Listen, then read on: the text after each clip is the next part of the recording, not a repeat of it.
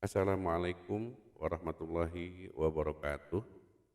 Alhamdulillahirrabbilalamin. Hari ini kita akan menyampaikan tentang evaluasi yang harus kita lakukan untuk penilaian-penilaian yang dilakukan untuk para peserta didik di kelas di madrasah yang kita cintai. Dan insya Allah untuk materi yang akan kami sampaikan hari ini itu secara berseri dan untuk memudahkan para teman-teman guru-guru yang ada di madrasah untuk lebih memahami agar setiap yang kami sampaikan nanti bisa dicerna dengan baik. Yang pertama, materi yang akan saya sampaikan yaitu tentang evaluasi. Setelah beberapa hari kemarin kami sudah menyampaikan tentang teori-teori mengapa madrasah, sekolah di Indonesia hari ini harus sudah mulai untuk menyampaikan soal-soal dalam bentuk quote.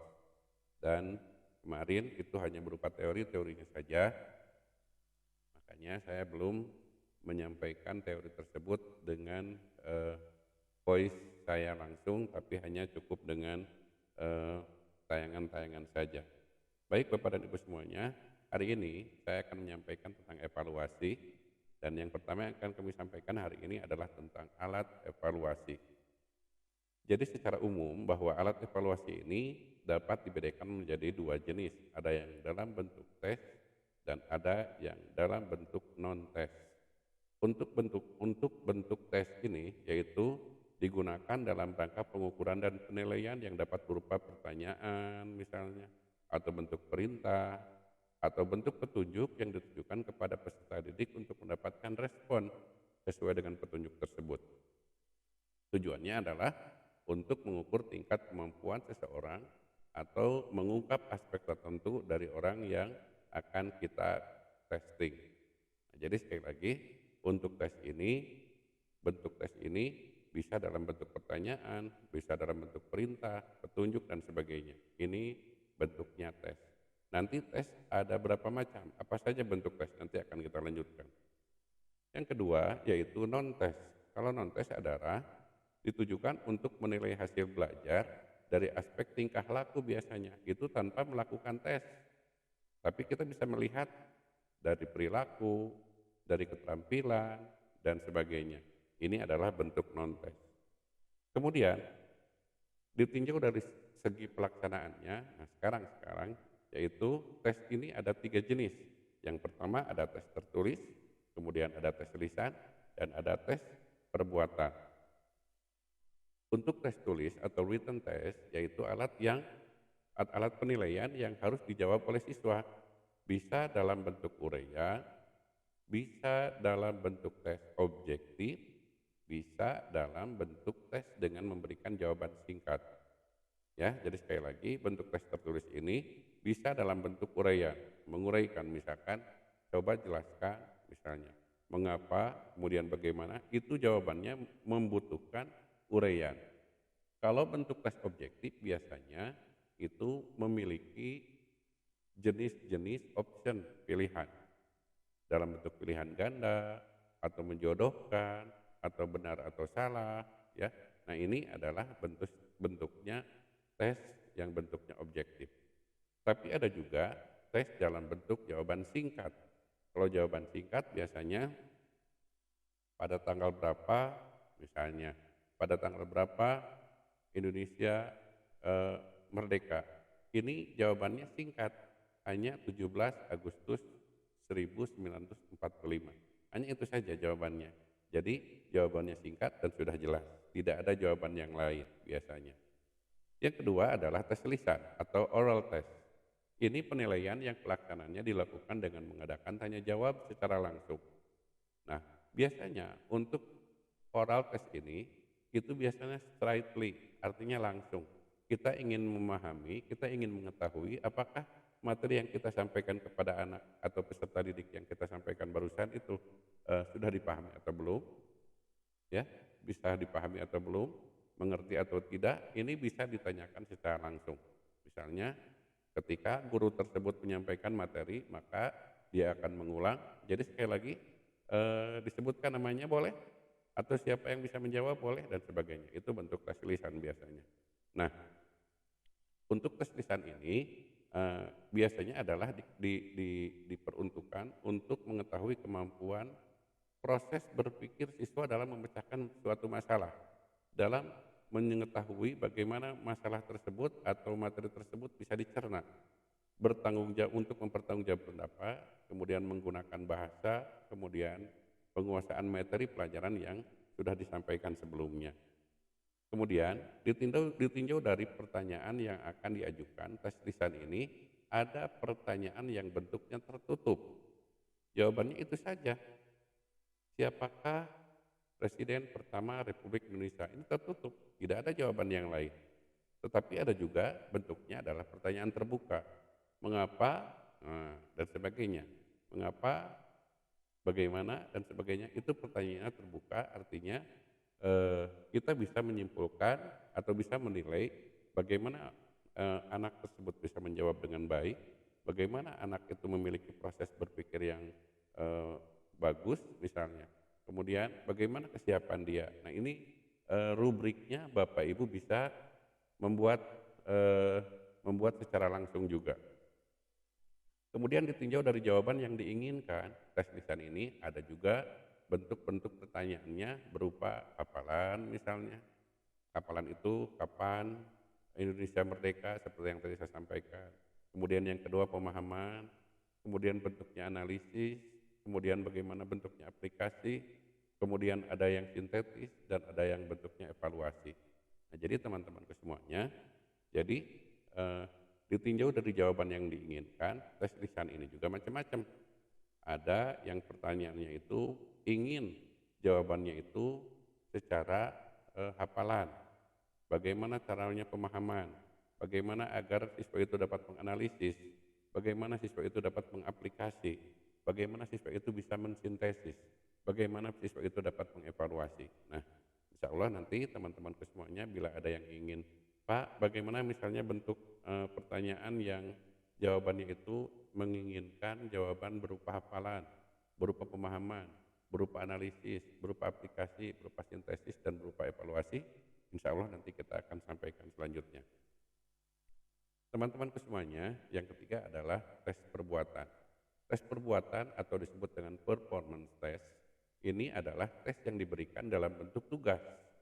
Pelaksanaannya dalam bentuk penampilan atau perbuatan, biasanya bentuknya praktek, pengalaman lapangan, praktek kerja lapangan, praktek olahraga, praktek di laboratorium, atau praktek kesenian dan lain sebagainya. Ini adalah tes perbuatan. Jadi perbuatan ini bentuknya biasanya tugasnya dalam bentuk penampilan yang saya sebutkan tadi. Untuk melaksanakan tes perbuatan ini perlu disiapkan dua jenis alat. Kalau misalnya kita ingin melakukan tes perbuatan, maka ada dua jenis alat ini yang tidak boleh terabaikan. Yang pertama adalah lembaran tugas. Lembaran tugas atau kerja yang berisi deskripsi mengenai instruksi atau petunjuk yang jelas sehingga siswa mengetahui secara tepat apa yang akan dilaksanakannya. Misalnya, ya, ketika Bapak dan Ibu ingin melaksanakan melaksanakan tes perbuatan, ya misalnya praktek memasak itu misalkan membuat jus, ada petunjuknya. Silakan ambil atau potong-potong avocado atau apple atau buah atau sayuran misalnya. Kemudian ini ada prosedurnya. Jadi lembaran tugasnya ada prosedurnya. Kemudian tuangkan air 50 ml misalnya. Kemudian tuangkan garam dan sebagainya. Begitu juga dengan praktek IPA. Begitu juga dengan praktek olahraga dan sebagainya. Biasanya mereka akan diberikan lembaran tugas agar mereka memahami dengan deskripsi yang dibuat oleh Bapak dan Ibu guru ini bisa menjelaskan dengan tepat apa yang kita harapkan jawabannya. Yang kedua adalah lembar pengamatan. Ini digunakan untuk menilai tingkah laku siswa selama proses melaksanakan tugas sampai kepada hasil yang dicapai. Misalnya dilihat di rubriknya apakah anak tersebut ketika melaksanakan praktek ini ceroboh atau tidak, kecepatannya seperti apa, kemudian pemahamannya seperti apa, kemudian alat-alat yang digunakannya tepat atau tidak, kemudian mengambil ukuran-ukuran dan sebagainya, ini bisa kita manfaatkan. Nah, ini adalah tes perbuatan yang ketiga atau yang disebut dengan performance test. Bapak dan Ibu semuanya, sekarang kita akan menyampaikan tentang fungsi tes. Untuk apa sih fungsi tes itu sebenarnya? Ini ada 6 hal, ada 6 fungsi. Yang pertama adalah tes ini memiliki fungsi sebagai tes seleksi. Tes seleksi ini dilaksanakan dalam rangka menguji dan pemilihan calon peserta didik yang tergolong paling baik dari sekian banyak calon yang mengikuti tes. Jadi kalau misalkan tes seleksi ini adalah dilaksanakan dalam rangka menguji atau memilih calon. Siapakah di antara mereka yang memiliki peringkat, yang memiliki nilai, yang memiliki target yang lebih tinggi dibandingkan dengan teman-teman yang lainnya yang mengikuti tes. Misalnya, ya kalau misalkan kita sering calon CPNS misalnya, dari ribuan orang yang diterimanya sekian. Nah, ini disebut dengan tes seleksi. Atau tes PPDB misalnya, dari jumlah sekian yang akan terima adalah sekian sesuai dengan target atau biasanya sebutnya grade-nya berapa. Nah, itu atau rata-ratanya berapa yang bisa diterima oleh kita. Contoh lain misalnya ketika melihat atau ingin mengetes anak-anak yang akan masuk ke kelas unggulan misalnya. Dari anak-anak yang terbaik ini akan diambil yang paling terbaik lagi. Misalnya dari tiap kelas ada 5 orang atau 10 orang, yang diambil hanya 2 atau 3 orang saja. Nah, maka itu diadakan tes seleksi. Yang kedua adalah tes awal. Tes ini dilaksanakan dengan tujuan untuk mengetahui sejauh mana materi atau bahan pelajaran yang akan diajarkan. Saya akan mengajarkan tentang materi tentang sholat. Maka saya ingin mengetahui sejauh mana mereka memahami tentang sholat itu sebelum saya sampaikan. Itu disebut dengan tes awal. Saya ingin mempelajari, ingin memberikan materi atau ingin menerangkan tentang listrik. Maka anak-anak akan diberikan tes awal atau disebut dengan pretest, yaitu soal-soal yang diperkirakan sudah sejauh mana mereka memahami tentang listrik ini sebenarnya. Nah, kemudian yang ketiga adalah tes akhir. Ini sebaliknya dari tadi. Kalau tes awal ini dilaksanakan sebelum kita menyampaikan materi, kalau tes akhir ini dilaksanakan setelah kita menyampaikan materi, setelah kita menerangkan. Tujuannya adalah untuk mengetahui sejauh mana penguasaan mereka terhadap materi yang kita sampaikan tadi. Yang keempat yaitu tes diagnostik. Tes diagnostik ini adalah tes yang dilaksanakan untuk menentukan secara tepat jenis kesukaran yang dihadapi oleh peserta didik dalam suatu pelajaran tertentu. Jadi tes diagnostik ini adalah tes yang dilaksanakan untuk menentukan secara tepat tingkat kesukarannya seperti apa, kemudian ketepatan dia mengisi soalnya seperti apa, memahami materinya seperti apa dari pelajaran-pelajaran yang sudah kita sampaikan sebelumnya. Itu disebut dengan tes diagnostik. Misalnya teman-teman semuanya, ketika kita menyampaikan materi dalam satu semester misalnya, atau dalam setengah semester, kita menyampaikan materi bab A, bab B, bab C. Lalu kita ingin mengetahui sejauh mana mereka ketidakpahaman mereka terhadap materi A, B, C tadi. Apakah KD yang ini, apakah KD yang itu, atau seperti apa. Itu bisa disebut dengan tes diagnostik untuk mengetahui atau mendiagnosa sebenarnya KD mana saja yang sebenarnya mereka itu tidak mengetahui atau tidak paham. Yang kelima adalah tes formatif, yaitu tes hasil belajar yang bertujuan untuk mengetahui sejauh mana peserta didik telah terbentuk sesuai dengan tujuan pembelajaran yang telah ditentukan setelah mereka mengikuti proses pembelajaran dalam waktu-waktu tertentu. Nah, kalau tes formatif ini adalah bukan untuk mendiagnosa yang selanjutnya ingin diperbaiki. Kalau diagnosa itu akan diperbaiki selanjutnya. Tapi kalau tes formatif akan mendapatkan berapakah eh, berapakah nilai yang mereka dapatkan. Itu formatif namanya. Saya ulang sekali lagi ya. Jadi tes formatif ini adalah tes yang dilaksanakan, ya, tes yang dilaksanakan setelah mereka dibentuk atau telah mempelajari, setelah mengetahui, setelah eh, memahami sebelumnya tentang materi yang kita sampaikan sebelumnya. Kemudian setelah itu kita akan uji. Nah, di uji ini akhirnya mereka akan mendapatkan nilainya berapa yang mereka dapatkan, berapa pemahaman mereka, berapa pengetahuan mereka, berapa hasil yang diketahui oleh mereka untuk menganalisis atau untuk mengsintesis materi-materi yang sebelumnya telah diberikan kepada mereka. Yang terakhir yaitu tes sumatif. Kalau tes sumatif adalah tes yang dilaksanakan setelah kumpulan satuan program pembelajaran ini selesai diberikan. Kalau tes sumatif ini biasanya di akhir semester, ya, di akhir semester ini diberikan kepada siswa ketika mereka sudah mempelajari beberapa bab materi yang sudah dalam waktu-waktu tertentu. Nah, sekarang Bapak dan Ibu semuanya, ditinjau dari segi pelaksanaan non-tes, ini apa saja? Kalau tadi tes, ya ada berapa tes itu? Ada, bagus sekali, ada 6 ya. Jadi tes itu ada tes seleksi, tes awal, tes akhir, tes diagnostik, tes formatif, dan tes sumatif. Nah, sekarang kalau non-tes itu berupa apa saja? Yang pertama berupa wawancara, yang kedua berupa pengamatan, kemudian kuesioner, ya. Nah, kemudian ada penilaian, ini bukan, nanti akan kita lanjutkan. Jadi yang pertama adalah ditinjau dari segi pelaksanaannya, non-tes ini bisa berupa wawancara, interview, suatu metode atau cara yang digunakan untuk mendapatkan jawaban dari responden dengan tanya jawab sepihak. Jadi hanya wawancara saja. Dikatakan sepihak karena dalam wawancara ini responden tidak diberi kesempatan untuk mengajukan pertanyaan. Mengapa pertanyaan seperti ini? Itu tidak seperti itu, ya. Jadi untuk lebih mengetahui si penilai, mereka akan mewawancara apa yang dibutuhkan oleh mereka.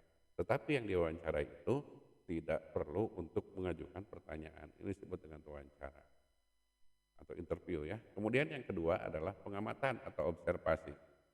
Pengamatan ini merupakan satu cara yang tepat untuk menilai perilaku dengan mengadakan pengamatan dan pencatatan secara sistematis terhadap fenomena-fenomena yang dijadikan sesama pengamatan. Ya, dijadikan sasarannya pengamatan. Jadi sekali lagi, kalau pengamatan atau observasi adalah bagaimana caranya si tim penilai ini mengetahui bagaimana prosedur yang dilakukan oleh yang kita tes itu, mulai dari awal mereka melakukan praktek sampai akhir. Itu yang kita sampaikan tadi, ya. Misalnya mereka melakukan praktek sebelumnya seperti apa, apakah dia berdoa atau tidak, misalnya ya, mohon maaf. Kemudian yang kedua, apakah dia rapih atau tidak.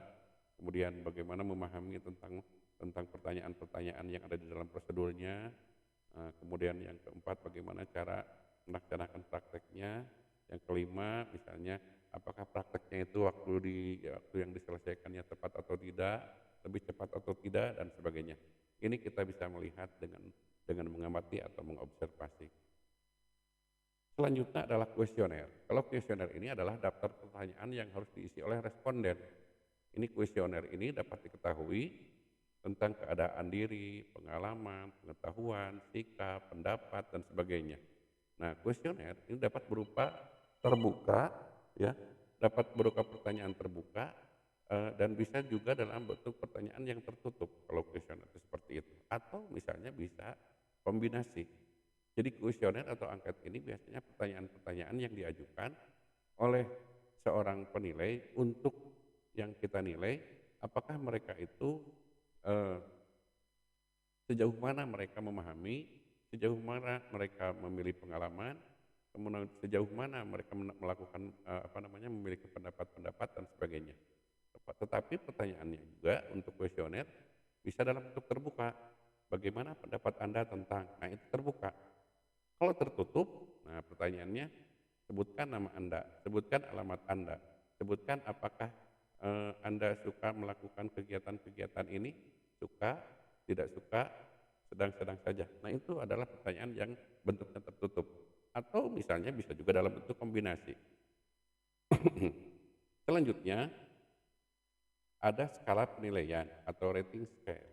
Rating scale ini adalah alat penilaian yang menggunakan skala dengan disusun dari ujung negatif sampai dengan ujung positif. Skala tersebut biasanya menggambarkan suatu nilai yang terbentuk angka terhadap suatu hasil pertimbangan. Sehingga eh, skala tersebut penilai tinggal membubuhi tanda cek saja. Misalnya Likert scale ya, atau skala Likert ini misalnya eh, anak itu hanya boleh menjawab satu di antara pertanyaan-pertanyaan yang ada di dalam checklistan. Yang checklistannya misalkan ada sangat suka, tidak suka, biasa saja, suka, kemudian sangat suka atau tidak suka. Nah, ini kemudian misalnya anak bisa memilih 1, 2, 3, 4, 5. Apakah kalian memiliki eh, pengetahuan tentang materi tentang wudhu? Silakan jawabannya 1, 2, 3, 4, 5. Kalau 5 dia sudah sangat paham, kalau 1 misalkan masih belum paham dan sebagainya ya. Nanti Bapak dan Ibu atau teman-teman semuanya mungkin lebih paham tentang ini. Nah, kemudian bagaimana caranya kita merencanakan sebuah tes? Dari beberapa materi yang barusan saya sampaikan, bagaimana sekarang kita merencanakan sebuah tes? Ada 6 hal yang harus tetap dipertimbangkan di dalam pembuatan tes. 6 hal tersebut yang pertama adalah pengambilan sampel dan pemilihan butir soal.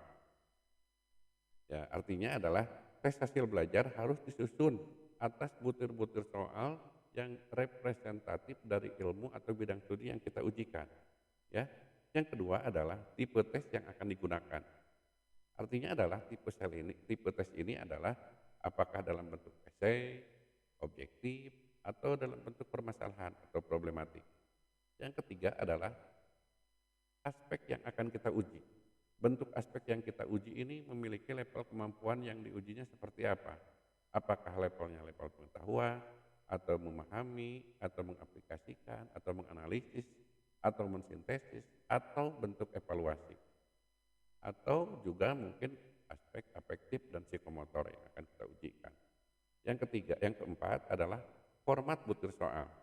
Format butir soal ini apakah format pilihan ganda, atau pilihan ganda analisis hubungan antar hal, atau pilihan ganda analisis kasus, atau format pilihan ganda yang kompleks. Yang kelima adalah jumlah butir soal. Jumlah butir soal ini ada berapa? Dalam menentukan jumlah butir soal juga harus mempertimbangkan waktu yang tersedia, biaya yang ada, kompleksitas tugas yang dituntut oleh yang mengetes, dan waktu ujian yang kita adakan. Dan yang keenam adalah distribusi tingkat kesukaran butir soal. Tes yang akan kita berikan tentu saja harus mengetahui, termasuk ke dalam distribusi tingkat kesukarannya. Apakah saya ingin menyampaikan tingkat kesukarannya, kemudian tingkat soal kesukaran sedang dan mudah misalnya 1:2:1, atau 2:1:2 dan sebagainya, itu bisa Bapak Ibu atau teman-teman semuanya dilakukan. Jadi sekali lagi 6 hal yang harus dipertimbangkan dalam membuat soal ini adalah pengambilan sampel dan pemilihan butir soal. Artinya materi mana yang akan kita ujikan, KD mana, bab mana yang akan kita ujikan. Kemudian tipenya, apakah esai, objektif, atau problematik. Kemudian aspeknya, apakah aspeknya C1, C2, C3, C4, C5, atau C6. Butir soalnya, atau pilihan ganda yang tadi kita pilih, misalnya mau dalam bentuk option, pilihan gandanya seperti apa.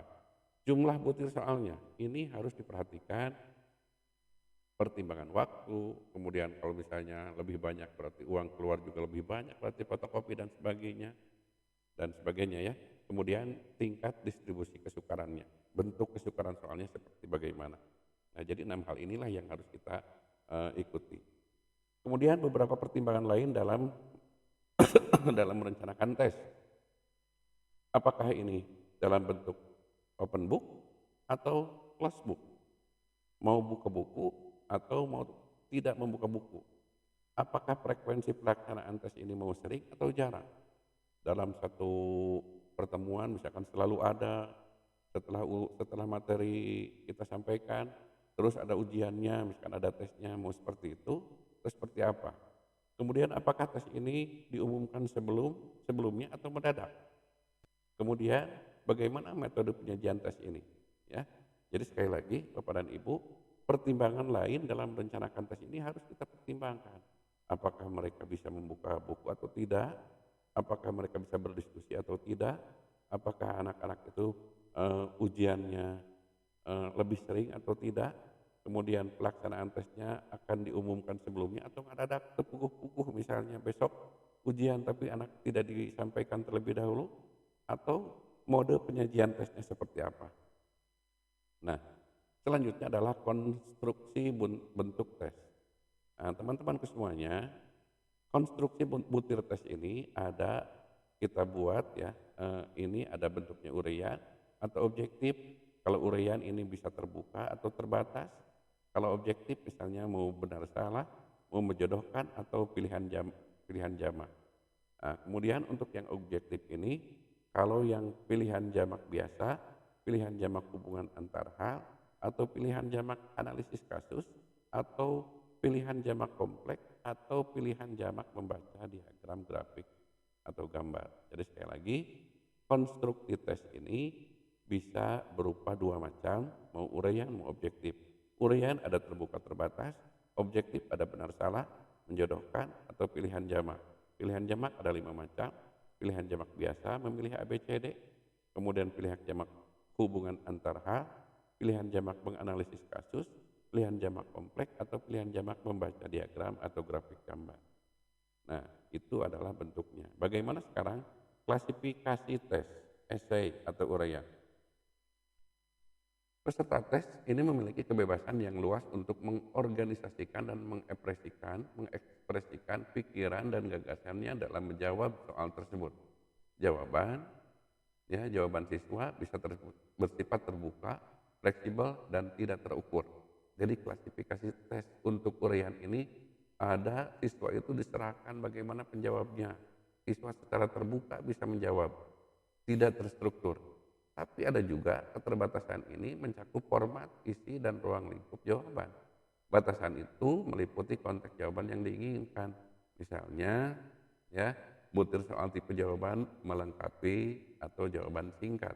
Ini bentuk tes uraian atau bentuk uraian itu seperti itu. Bisa melengkapi, kemudian bisa juga dalam bentuk jawaban singkat. Bapak dan Ibu semuanya, kelebihan dan kekurangan tes uraian ini kelebihannya mudah disiapkan dan disusun. Soalnya mudah. Sebutkan mengapa, bagaimana, mudah sekali membuat soalnya. Yang kedua, tidak memberi banyak kesempatan untuk berspekulasi dan untung-untungan. Untung tes ini tidak memberikan banyak kesempatan untuk mereka untuk kalau enggak A ini B, kalau enggak B ini C, kalau enggak C ini pasti D dan sebagainya, tidak seperti itu. Tapi mereka dituntut untuk untuk tidak spekulasi, ya, tidak mengangan-angan kemungkinan tidak, tapi mereka akan dituntut untuk menganalisis bagaimana jawaban yang kira-kira diharapkan oleh pertanyaan. Yang ketiga adalah mendorong siswa untuk berani mengemukakan pendapat serta menyusun dalam bentuk kalimat yang bagus. Jadi kelebihannya ini, siswa bisa berani mengemukakan pendapat, apa aja pendapat mereka, apalagi tugasnya atau soalnya dalam bentuk tes terbuka. Mereka akan terbuka untuk mengeluarkan pendapat apa yang siswa tersebut atau peserta didik itu ada di dalam benaknya pada waktu itu. Kemudian memberi kesempatan kepada mereka untuk mengutarakan maksud dengan gaya bahasa dan caranya sendiri. Mungkin si A ini mengemukakan apa yang disebut dengan warna merah itu adalah begini. Kalau misalkan si B akan menyampaikan warna merah itu seperti itu, ya. Kalau si C akan mengemukakan warna merah itu seperti ini. Jadi mereka akan bebas mengemukakan maksudnya dengan gaya bahasa dengan cara mereka tersendiri. Kemudian yang kelima adalah dapat diketahui sejauh mana mendalami suatu masalah yang kita teskan. Jadi sekali lagi, untuk yang kelima ini, sejauh mana mereka mendalami masalah-masalahnya. Kita bisa paham dari jawaban-jawaban, guru-guru bisa memahami. Ternyata jawaban anak ini, eee, apa namanya, kalau misalkan lihat dari dangkal, sedang, atau tingkat tingginya, kita bisa paham, untuk, bentuk soal-soal yang bentuknya tes uraian atau esai seperti ini. Ini adalah kelebihannya. Bapak dan Ibu semuanya, di samping kelebihan tentu saja ada kelemahannya. Kelemahannya untuk tes uraian ini, kadar validitas dan reliabilitas rendah karena sukar diketahui segi-segi mana dari pengetahuan siswa yang betul-betul telah mereka kuasai. Jadi validitasnya ini sangat rendah dan juga validitasnya sangat rendah. Karena kita sulit untuk memahami, untuk mengetahui apakah betul-betul mereka itu menguasai materi ini atau tidak. Misalnya anak ini memahami tentang warna merah yang tadi di segi A, segi B, segi C misalnya ya. Nah mereka ketika ingin menyampaikan kita sulit sekali untuk mengetahui, oh si anak ini ternyata eh, begini, si anak ini ternyata seperti itu. Sulit untuk mengetahui validasi atau reliabilitasi untuk soal tersebut, rendah atau tidaknya. Yang kedua adalah kurang representatif dalam hal mewakili seluruh skor bahan pelajaran yang akan diteskan karena soalnya hanya beberapa saja. Biasanya dalam bentuk tes uraian ini tidak banyak. Kalau soal dalam bentuk objektif, bisa saja guru misalkan menyampaikan soal 50, 30, 40. Tapi kalau soal dalam bentuk uraian seperti ini itu tidak mungkin dan eh, kita punya etika kepada siswa. Mengapa mereka bisa diberikan soal begitu banyak dalam bentuk tes uraian? Itu tidak mungkin. Biasanya uraian ini ada 5 atau paling banyak 10 saja biasanya. Nah kemudian cara memeriksa ini banyak dipengaruhi oleh unsur-unsur subjektif. Ketika kita memeriksa, guru sedang memeriksa tes uraian, sebenarnya si A ini benar, tapi nggak ke hati tulisannya. Catatan ini nggak jelas misalnya seperti itu.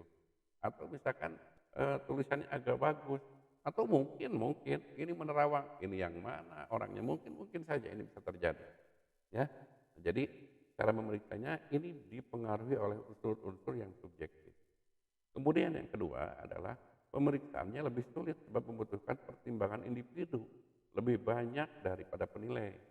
Jadi ini mah begini jawabannya, tapi kalau dia sedang belajar sebetulnya begini, itu mereka akan menerawang kemana-mana di tim penilai ini, ya betul tidak? Nah ini Bapak dan Ibu silakan di, dipahami, diingat-ingat ya ketika kita kita memeriksa soal dalam bentuk uraian seperti itu. Kemudian waktu koreksinya sangat lama, tidak seperti objektif. Objektif kan bisa pakai scanner, bisa menggunakan yang dibolongin itu, kemudian ABCD-nya. Nah, itu mudah saja kalau objektif. Nah, jadi Bapak dan Ibu seperti itu. Bagaimana prinsip konstruksi butir soal atau esai? Sekarang prinsipnya, gunakan tipe tes uraian untuk mengukur hasil belajar yang cocok. Jadi kita harus membuat soal yang kira-kira cocok, yang mana ini yang akan kita ukur untuk bentuk soal uraian ini. Yang kedua, beritahu sebelumnya bahwa dalam tes yang akan datang akan digunakan tipe tes uraian. Jangan lupa Bapak-bapak dan Ibu, kalau dalam bentuk tes uraian ini harus disampaikan sebelumnya supaya mereka betul-betul minimal mempelajari dulu kalau bentuk uraian. Nah, harus karena mereka diharapkan ya ketika soal uraian ini kan mereka harus melihat dulu apa saja yang akan guru-guru keluarkan itu bentuknya seperti apa saja atau materi apa saja yang kita sampaikan. Bila perlu Bapak dan Ibu bukan kisi-kisi yang kita berikan, tapi sekitar anak-anak minggu depan Bapak Ibu akan memberikan soal ujian dalam bentuk tes uraian. Nah, segitu saja mereka sudah akan mempersiapkan dalam waktu seminggu ke depan. Ya. Kemudian yang ketiga, batasi ruang lingkup tes secara pasti. Dengan demikian, peserta tes tahu dengan pasti bahan yang harus dipelajarinya. Anak-anak materi tes itu, uraian ini insya Allah Bapak dan Ibu akan memberikan soal dalam bentuk uraian ini sekitar tentang pemahaman tentang bab ini, bab ini, bab ini. Nah, diharapkan mereka harus mengetahui yang sudah mereka pelajari tentu saja. Pertanyaan hendaknya ya terutama untuk mengukur tujuan hasil belajar yang penting saja. Tidak perlu misalnya kita memberikan soal uraian tapi yang diperkirakan hanya untuk pemahaman-pemahaman biasa saja. Ini sepertinya tidak perlu. Ini cukup diberikan dalam bentuk tes objektif. Tapi kalau untuk soal bentuknya uraian itu biasanya siapakah, kapan dan sebagainya itu sudah tidak perlu lagi lah untuk sekarang disampaikan seperti itu.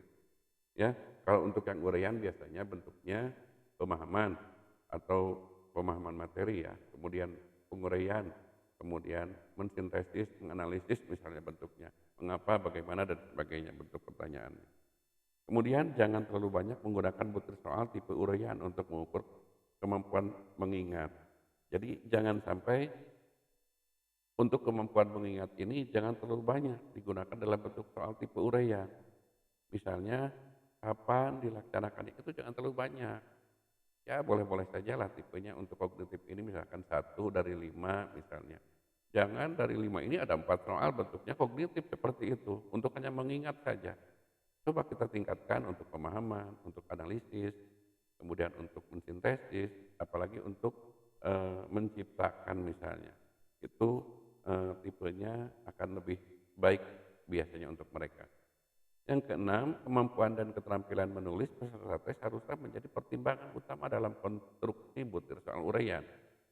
Bagaimana siswa mulai dari awal dia menjawab, kemudian kemana arahnya dia menjawab, dan sebagainya, itu diharapkan menjadi pertimbangan yang paling utama dibandingkan dengan bentuk soal tulisannya bagus atau tidak, berdiri atau miring misalnya, cetak tebal atau dan sebagainya ya. Jadi tidak perlu yang seperti itu, tapi yang dipertimbangkan oleh si tim penilai itu yang paling penting yang harus dipertimbangkan adalah dalam bentuk konstruksi butir soal uraiannya. Jadi pertimbangan peserta tes ini seperti itu. Yang ketujuh adalah jangan memberikan butir soal dapat dipilih atau dapat tidak dikerjakan. Ini butir soal uraian. Misalnya guru itu bisa memilih yang A atau yang B jawabannya. Itu mohon maaf tidak perlu. Misalnya coba jelaskan yang Anda ketahui tentang ini atau tentang ini. Silakan memilih mana yang kalian mau jawab misalnya. Diharapkan jangan seperti itu. Karena akan membingungkan ketika nanti akan menilai. Bagaimana mengukur ketika dia memilih yang ini? Bagaimana mengukur si B memilih yang ini? Itu akan sulit bagi kita untuk melakukan penilaian atau rubrik penilaian yang mungkin akan sulit. Yang kedelapan, setiap soal harus dijelaskan apakah jenisnya terbatas atau jenis bebas. Ya, dengan demikian peserta tes dapat membatasi diri dalam memberikan responnya. Nah, jadi soal jawabannya itu harus dijelaskan oleh tim oleh guru itu.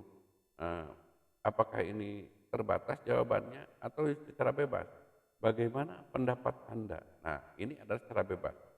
Tapi bagaimana perbuatan yang dilakukan atau misalkan bagaimana ketika di dalam sejarah untuk Presiden Soekarno ketika itu kan jawabannya sudah jelas, itu terbatas.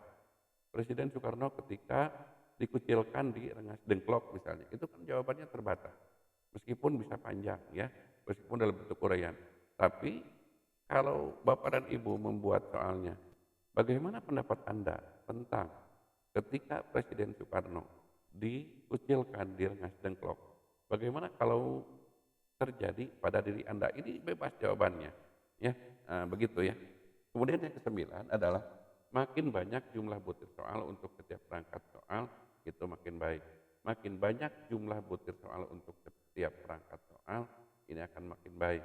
Jadi ketika di dalam soal ini misalnya eh, ada anak-anak soalnya, nah, itu makin bagus meskipun ini kesulitan bagi Anda sebagai tim penilai untuk menilainya.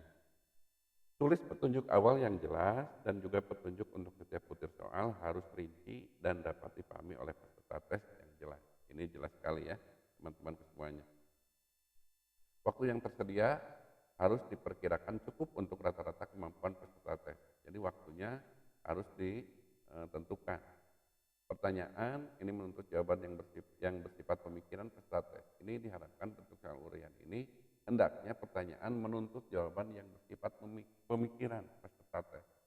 Jadi secara terbuka ini diharapkan. Meskipun ada yang secara tertutup, tapi ini diharapkan kalau bentuk tes atau uraian ini seperti itu. Kemudian hendaknya selalu ada kombinasi jenis tes uraian terbatas dan jenis uraian bebas. Ada kombinasi di antara itu. Ada yang secara bebas terbatas uraiannya, kemudian ada juga yang uraiannya itu bebas luas ya. Nah, kemudian pergunakanlah kata-kata deskriptif seperti definisikanlah, tulislah gambar garis besar, bagaimana pilihlah, berilah ilustrasi, deskripsikan, narasikan, dan sebagainya. Ini pergunakan kata-kata deskriptif seperti itu. Dalam setiap butir soal harus dijelaskan skor maksimal.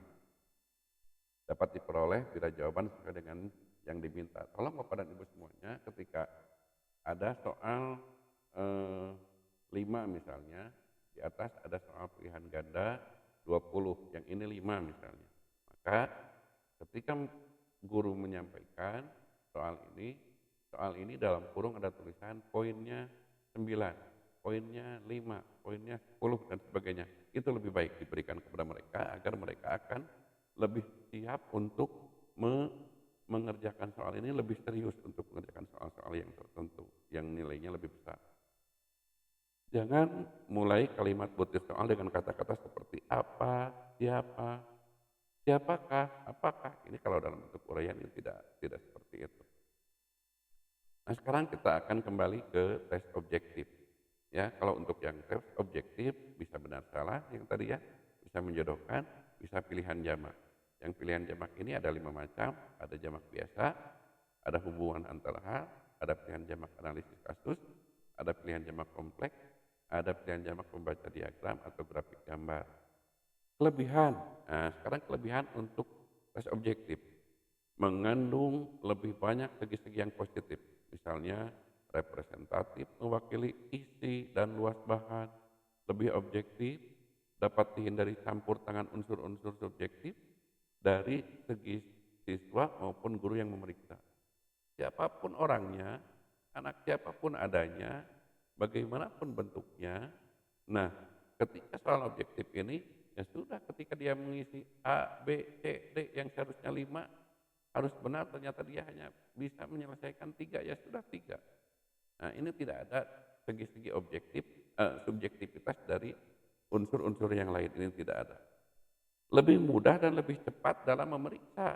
Ya, paling berapa menit juga selesai ini, ya, karena bisa di scanning, bisa dibolong-bolongin pakai kertas atau pakai plastik transparan, biasanya Bapak Ibu guru seperti itu ya. Nah, kemudian memeriksa dapat diserahkan kepada orang lain. Nih, tolong periksain yang ini, misalnya bisa aja. Tapi untuk yang uraian itu tidak bisa.